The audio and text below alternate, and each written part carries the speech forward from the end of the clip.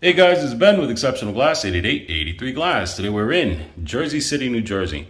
This time we're showing off a corner shower with a knee wall detail over there on the right hand side, and everything is in polished chrome hardware. All right, so on this one we have an approximate 42-inch return panel here. Inline panel, okay, to fill in the void space, and we have the door hinged off of the knee wall as well as a knee wall panel.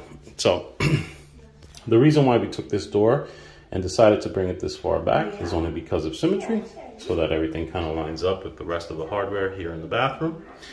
All right, and of course this is our custom Squara handle. You can find this on our store and as well as on eBay. We use clamps. We try to stay away from U-channels as much as possible, and everything's in a square feature. All right. So aside from that, that's pretty much all the general details of this particular design. This is what we kind of specialize in, you know, customization, little knee wall there to separate the vanity. So this is obviously not something off the shelf you can get at a Home Depot or online. So this is where we step in and we make everything shine. All right. So if you guys need one of these, please feel free to give us a call, 888-83 Glass, or visit our website, njglassdoors.com.